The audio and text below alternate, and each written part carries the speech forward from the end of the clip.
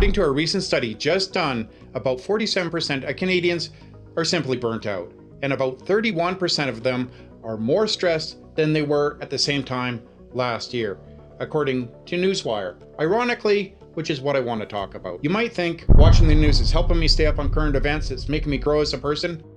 I disagree, and I'll explain why. I actually got this idea to be transparent because I follow a channel, according to Nicole, and I think she has a great channel. I love watching her content, and I saw this on one of her thumbnails, and I thought, wow, that's a great idea.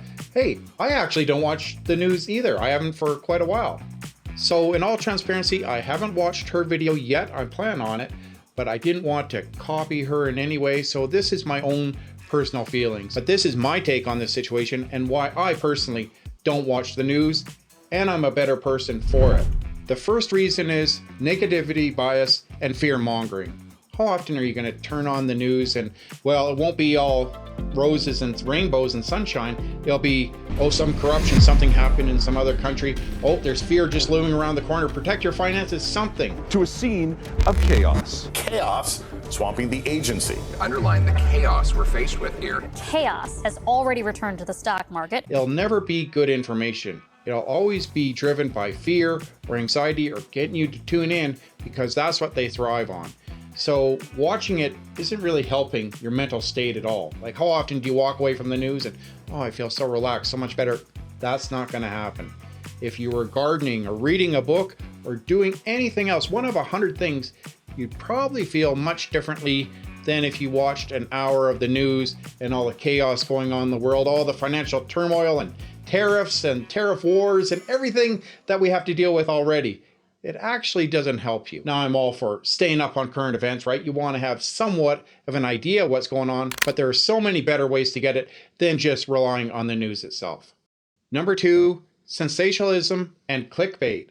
So news outlets often go by what other magazines, YouTubers go by. They usually try to grab you either by curiosity or by fear.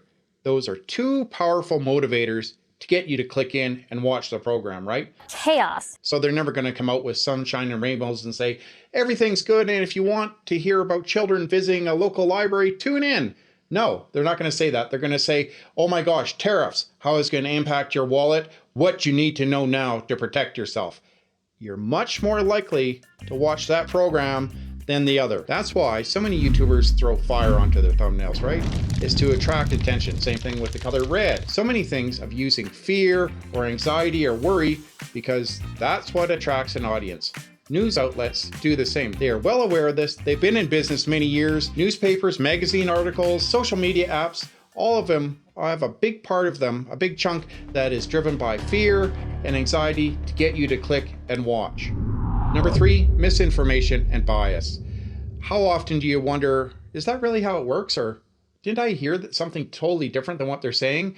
And you're constantly wondering, how accurate is the information that I'm being presented? Everyone is aware of fake news and, well, you have to consider the source and the documentation, where these articles are coming from and who's actually providing the information. Well, if it's on the internet or the news, it has to be true, right?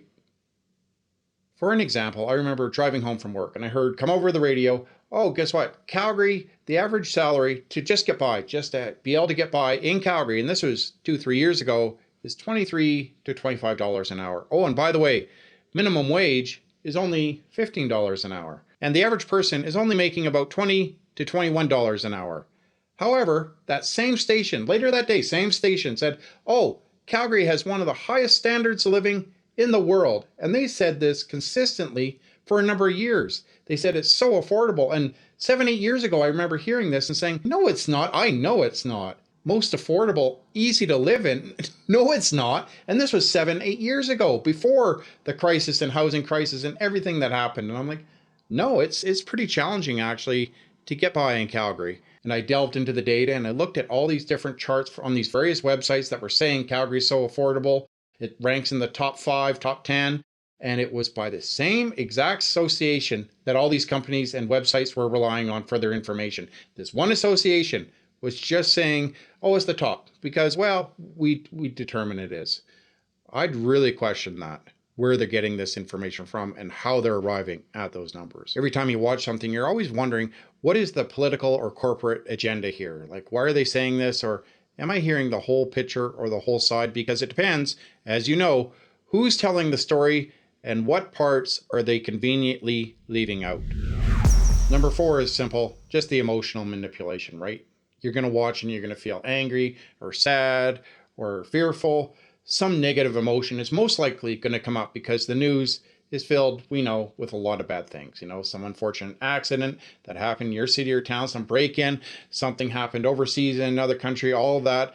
And it's not going to help make you feel more relaxed. Trust me. It's designed to get eyeballs on that program and to boost ratings. Number 5, waste of time and productivity lost. That's usually about half an hour to an hour most news programs go for. And well, think of what you could be doing in that hour. You could be working on a side hustle, playing with your kids, doing some gardening, reading a book.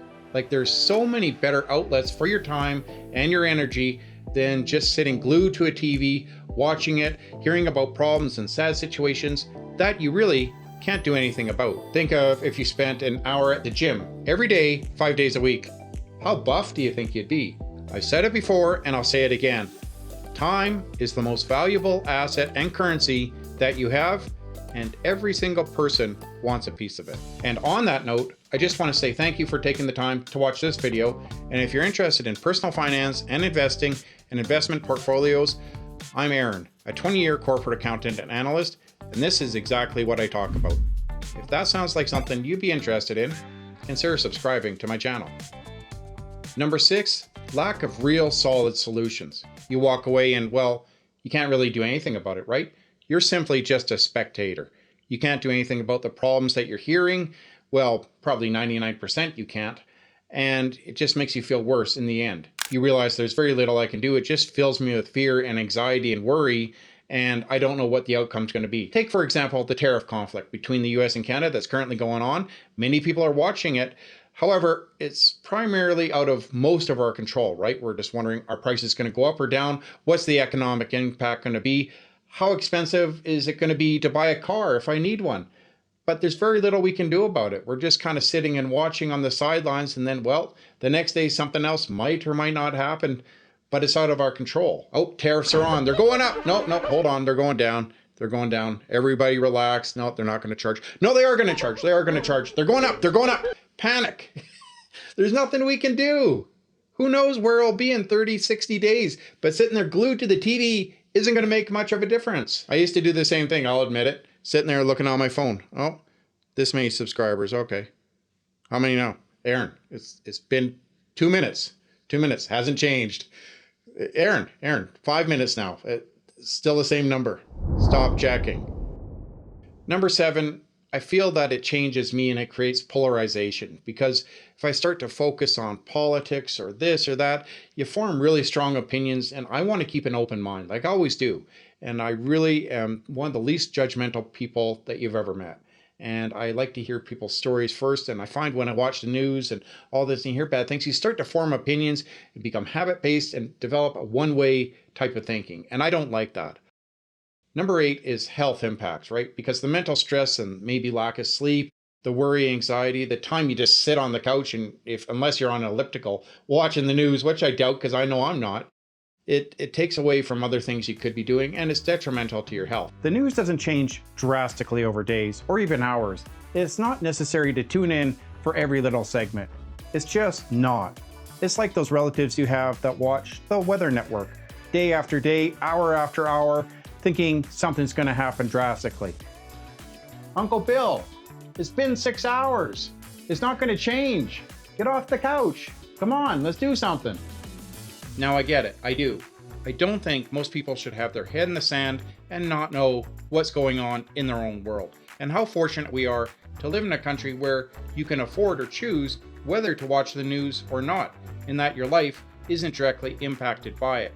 However, I feel there is much better uses for my time, as that's 1 to 2 hours a day. Of course, I stay up to date and keep informed on key events, but I'm not going to revolve around every little thing that's happening throughout the world. After a while, it just turns into detail and information overload and becomes redundant. Now, this is what I do. You don't have to do it, but I've developed side hobbies and hustles that I think are far more valuable than staying up to date on some event in some other country that is going to have a very, very minimal effect on me. Now, don't get me wrong. You want to be aware of what's going on in the world, right? You want to know what's happening in your own country, maybe other countries to a certain extent, what pandemic outbreaks there are, a few other things. But aside from that, like I said, much you can't control, and it's just worry. And we have so many other things that we've dealt with in just the last 10, 20 years and alone. We don't need more on top of it. Many people are saying, oh, I'd love to start a side hustle or do something else. I just don't have the time. Here's your time. And now I'm not judgmental. If that's what you like, go ahead, watch the news. Like, I'm not one to judge. There are sometimes good things that you can learn from it. Just remember what you're giving up, because there's always a trade-off in life, right? So if you're choosing to do that, you could be doing something else with your time. It's your time, it's at your discretion. But I'm just saying what I choose not to do. So I hope you got something out of this video. If you're curious about developing your investment portfolio and want some solid, proven strategies, check out these next two videos here.